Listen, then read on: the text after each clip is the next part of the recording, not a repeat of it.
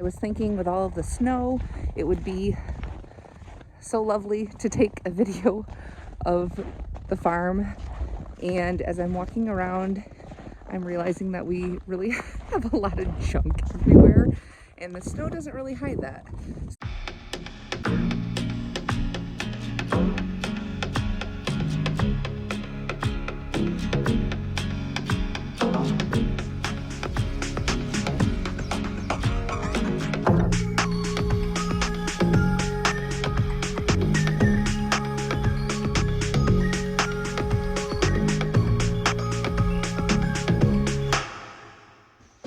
I've been saying that I was going to do a tour of our new homestead for YouTube for like months, and it's now mid-January, as you can see, and it's all covered in snow, but I thought I would do one anyways, and it might be kind of fun just to see it in the wintertime and how we have things set up.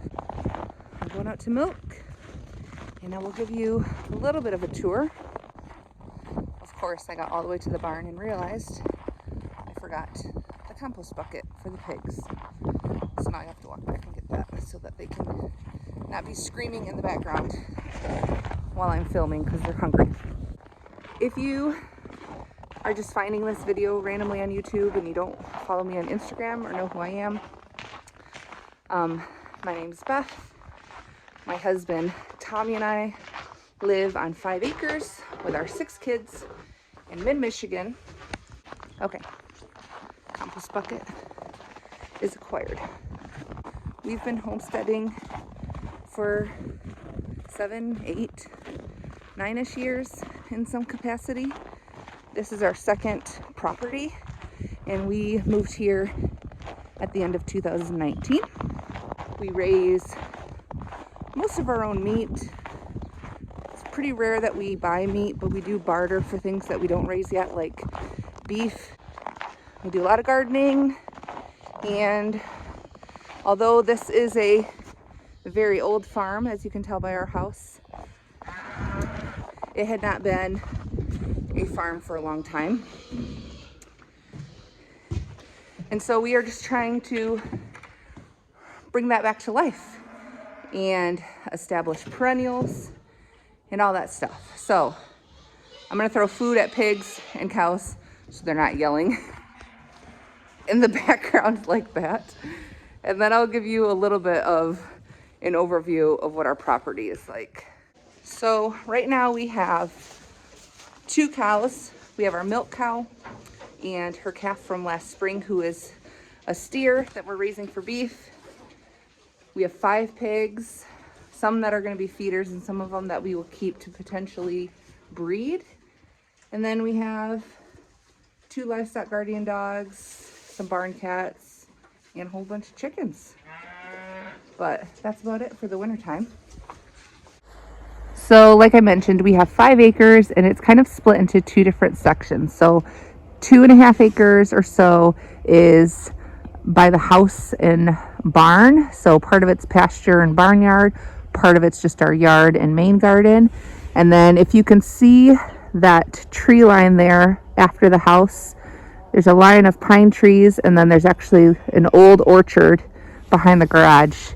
That kind of separates the other 2.5 acres, which is mainly pasture and what we call our crop garden. It's a second garden plot that we're just getting established. So during the wintertime, most of what we need is on, well, really everything that we need is on this side of the house.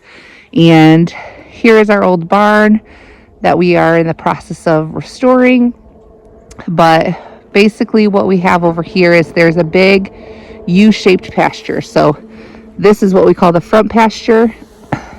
And then we have this kind of center area, which is our winter paddock sacrifice area. And then that other gate goes to our back pasture, which is where our steer is. He's currently being weaned. Yes, we have a tipped over calf hutch because it's frozen to the ground and I can't tip it back. So our steer has been in the back pasture here. since he's being weaned. And in total, the back pasture, this sacrifice area, the front pasture are about an acre. So it's not a ton of space, but next year we will be primarily grazing them on the 2.5 acre pasture on the other side of the house, which will be really nice. So this is Rory, our steer. He was born March of 2021, and he will be beef in the freezer next winter. So you can kind of see this outdoor pen here, which is for the pigs. They also have an indoor spot, but it's nice for them to be able to come out and get some fresh air. This is Casey, our milk cow. She had a calf last March, but she's not due until May this spring. So we are still milking, obviously, getting about a gallon and a quart each day, but she'll dry off in about 6 weeks so that she can have a break and get ready to calf again. But when we purchased this farm, this barn was in complete shambles. It was full of junk. It was falling apart. The roof had multiple holes in it, and it may not look like it looks much better right now because it's kind of, you know, I've not been cleaning it up as I should because it's cold, but it's actually vastly improved. We completely replaced all of the flooring on this third of the barn. We won't have to do the center, but we will next year replace all the flooring on that side of the barn. But either way, for now, we're kind of just gradually building out this basement area as we know what we want, wanting to keep it flexible for whatever our needs are, but also making it efficient. So Casey has this entire half of the barn, which is totally unnecessary, but again, we just didn't want to block it off, not knowing, it being our first winter with a cow, how much space she should have. So she mainly hangs out here at the feeder and the watering trough, and then I make sure to keep fresh straw right there for her to lay in so she's not too awful dirty when I'm cleaning her up for milking. And as you can see, there's always a handful of barn chickens that just insist on living here and not in the coop, right?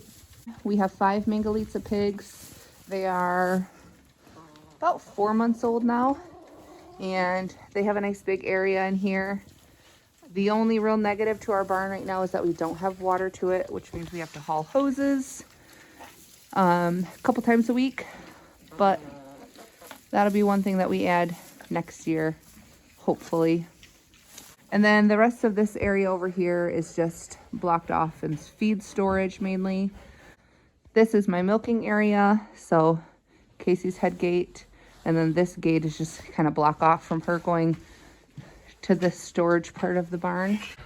These are new stairs that we put in because originally the only way that you could get into the basement of the barn was to use this little ladder or to go all the way around down a hill, and that is icy in the wintertime. So very thankful for these stairs, especially when I'm hauling milking supplies down. The upstairs of our barn is kind of just our main storage area.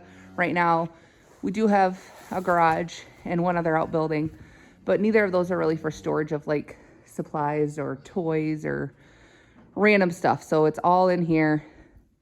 This hay is hay that we bought from a friend, and we also have some hay that we had a neighbor cut off of that 2.5 acre pasture when we weren't using it last summer.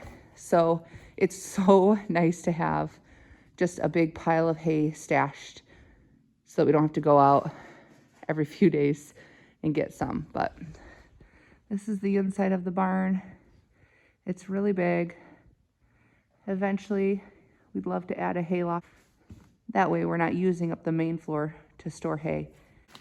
This is Carl, our newest livestock guardian dog puppy. He's about 1.5 years right now, and he's part Anatolian, part Great Pyrenees. And there's Bernice taking a snooze on top of the hay bales.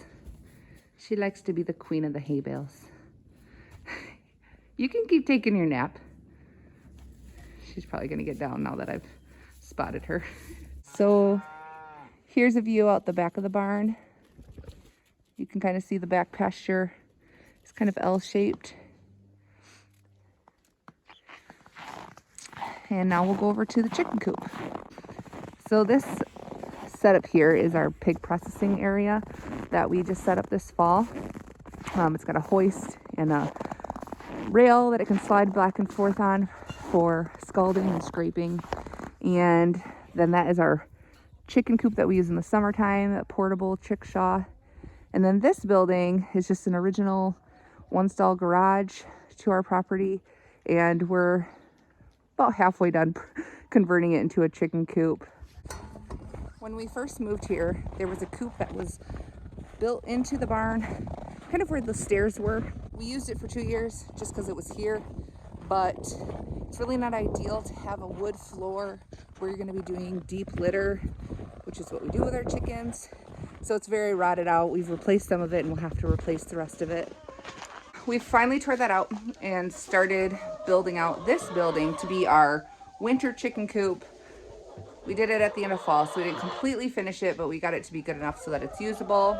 Basically, it's like 14 by 20, I think, and all but this first 4 feet is coop. So it's a good space for a lot of chickens, and eventually we will have doors here to close it off. We just did not get to it, and since this is an east facing opening, there's not a lot of wind that comes in, so they're fine. The only negative is that we can't have straw or anything in here that we want to keep dry. So we have feed right there, and eventually we'll have shelves to put all of our chicken stuff up.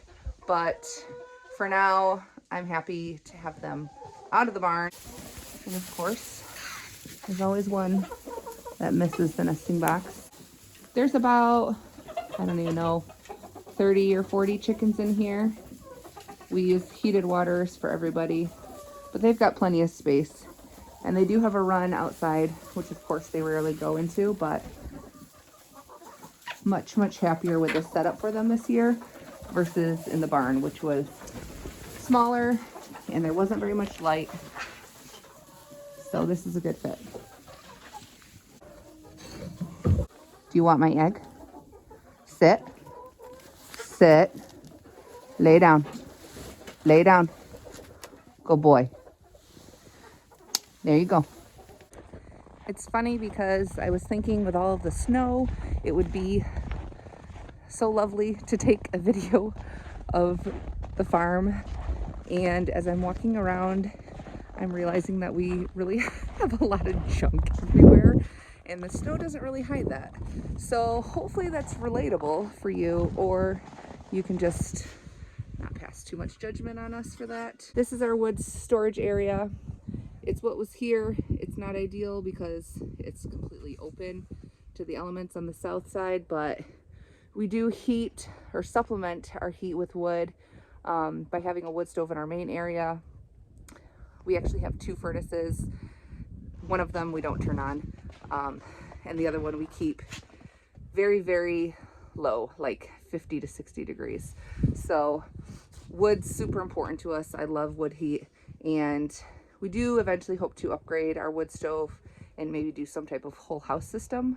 But for now, you work with what you got. Now, how about, before I go strain this milk, we peek at the root cellar quick. So like all of our other projects, the root cellar is a work in progress.